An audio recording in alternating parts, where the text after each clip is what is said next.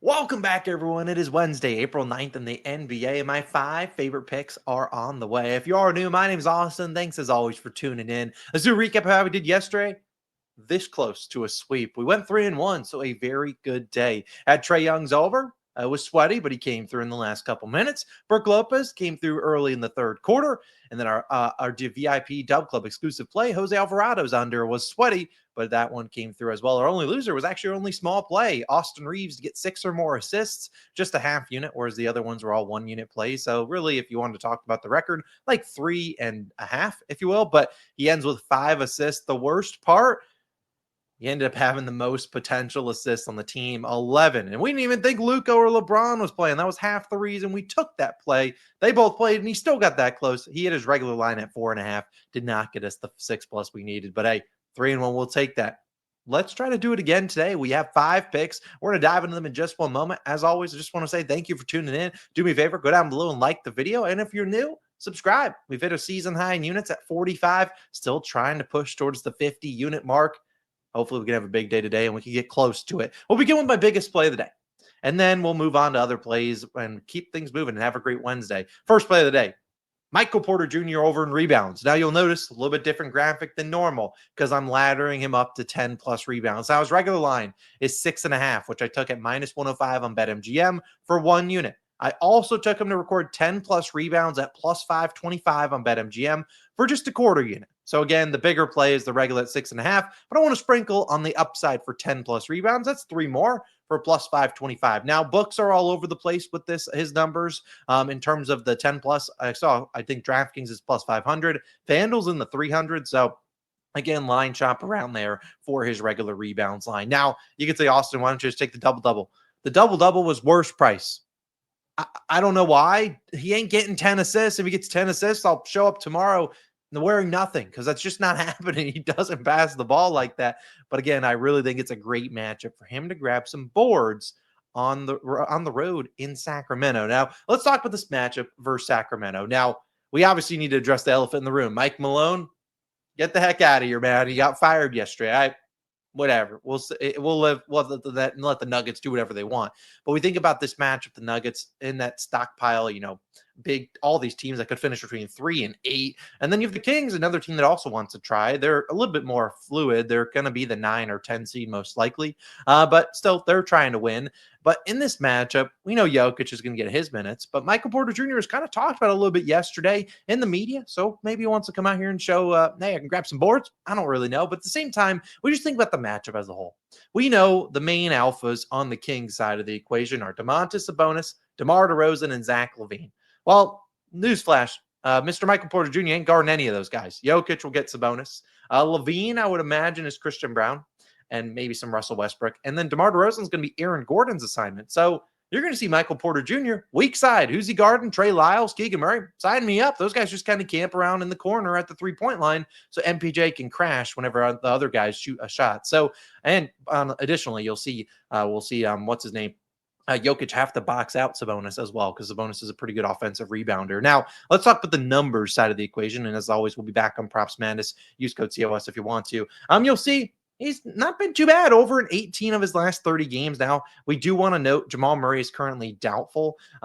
In those games over in 6 of 12, I'm not too worried about that. What I really want to look at is when he's playing with Aaron Gordon and with Nikola Jokic. And you see, not the greatest hit rate here. I get that. But let's also consider the fact that he plays some more minutes here. And this is a guy that's been playing a ton of minutes. We look at when he plays 30 or more minutes. I just eliminated a lot of games where he wasn't playing a ton. When he plays 30 or more minutes, he's crushing the line over in 2/3 of games. Let's keep in mind these I gotta stop saying that. Last 2 games, 41 and 39 minutes. So he's playing big time minutes here. And what I really like is the matchup. And I should have probably led with that. You look at the matchup head to head wise.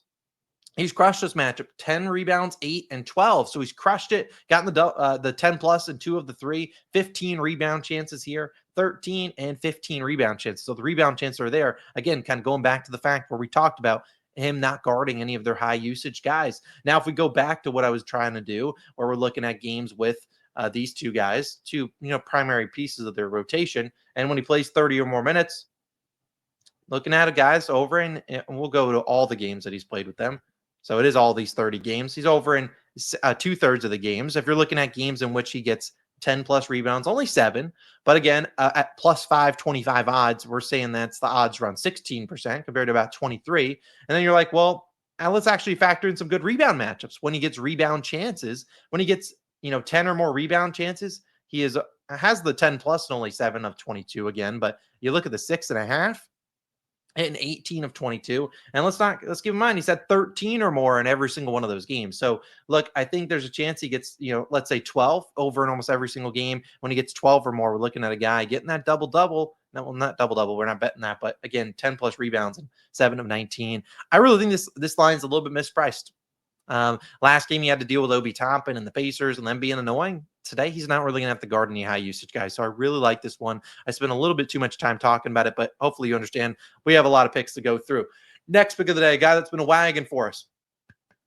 Josh Giddey over in PRAs, 35.5 minus 110 on DraftKings, another 1-unit play. You'll see I have a bunch of overs today. I do have an under in there. But again, we get into the end of the season.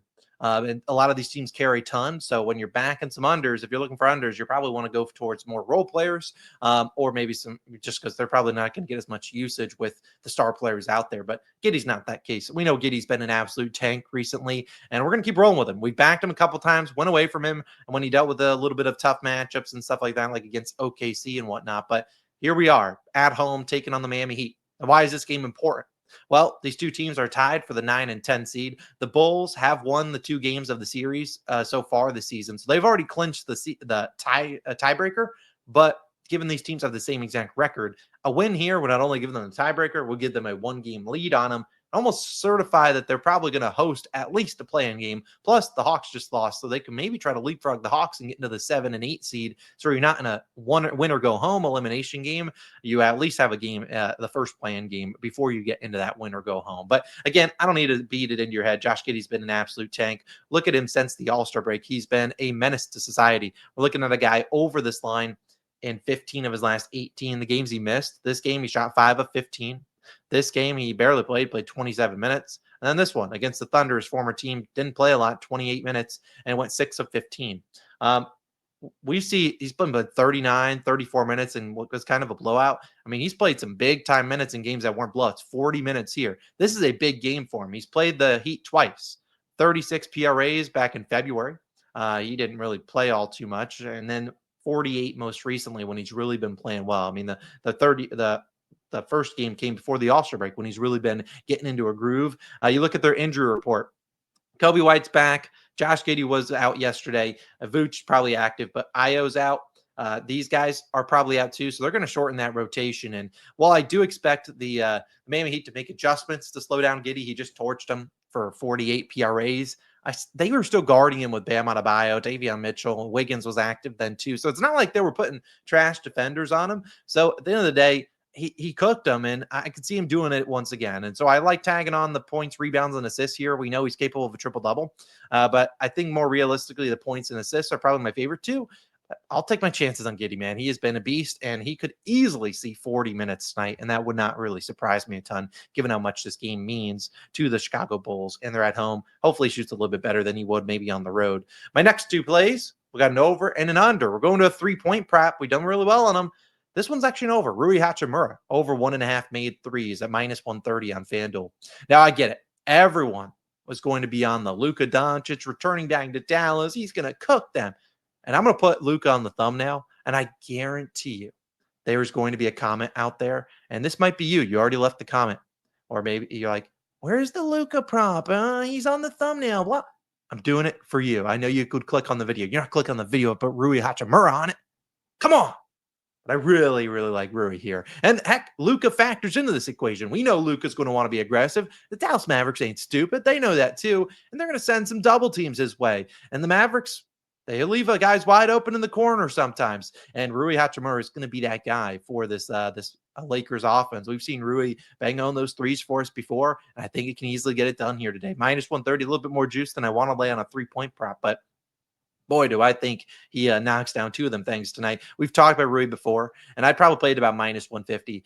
I just think the matchup's great. We look at this matchup, and we'll dive into it against the Mavericks. They aren't necessarily a team that are, number 1 in spot-up shooting, but what I really want to pinpoint is when Rui Hachimura is playing with Luka Doncic. And look at the numbers. The numbers are great.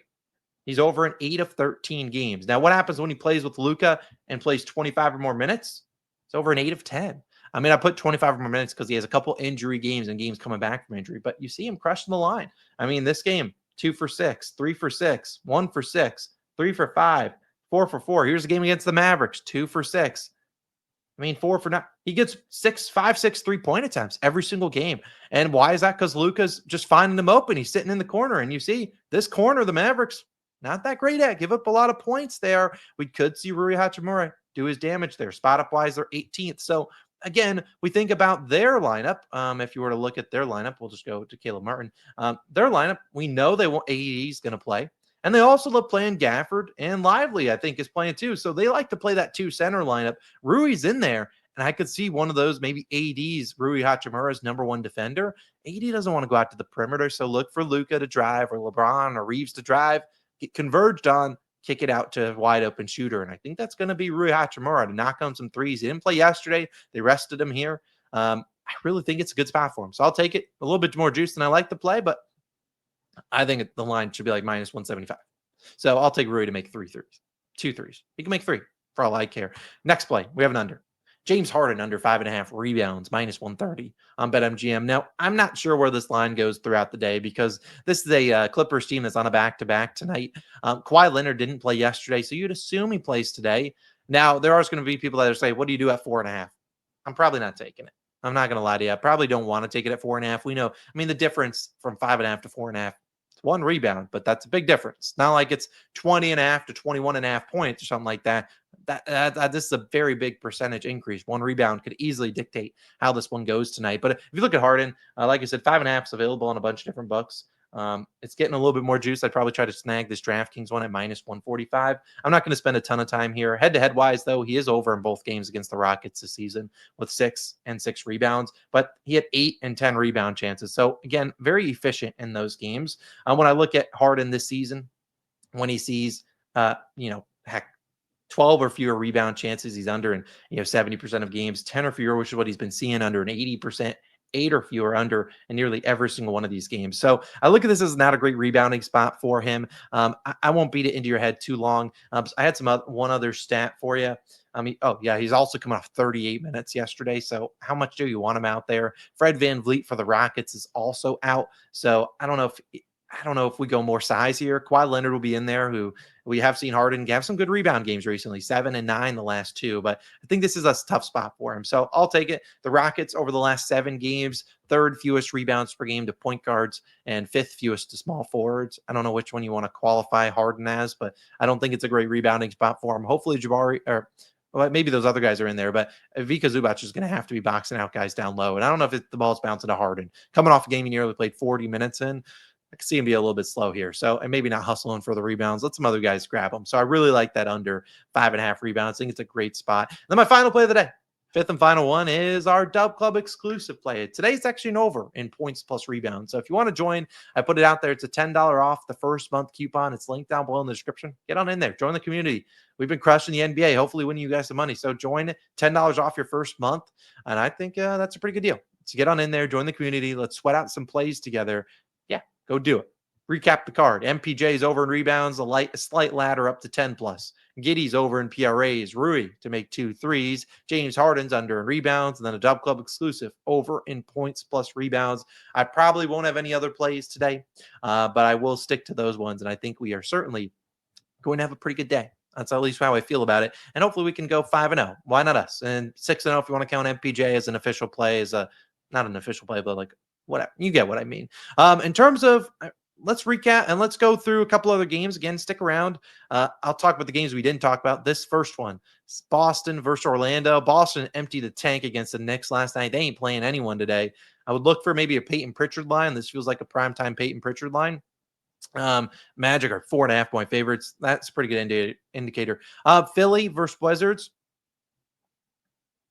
I ain't betting on that. No. Charlotte, Toronto. No, we already talked about that game. Lakers, Mavericks, Miami. We already talked about that one. Portland, Utah. Probably not getting involved there. A lot of injuries on the Portland side. Denver versus Sacramento. We already talked about that one with MPJ. OKC, Phoenix. I could see OKC resting some guys. They have no reason to be playing hard in this one. Phoenix also sucks.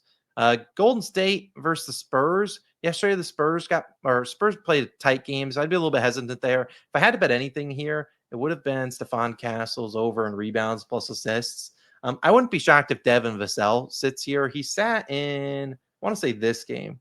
Yeah, it was their only back-to-back recently in April where he sat. Don't be shocked if Devin Vassell sits here.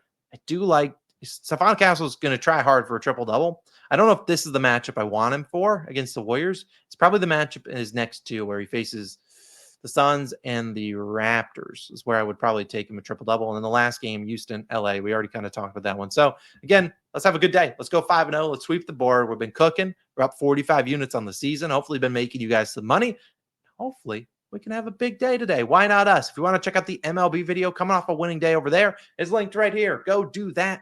Have a great Wednesday. Let's have a great April 9th. And we'll move on into Thursday, hopefully with the Brooms app. We'll do it again tomorrow. See you guys then.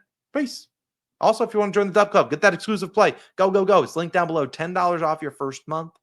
Also, it's linked in the pinned comment down below. Have a great day. See you.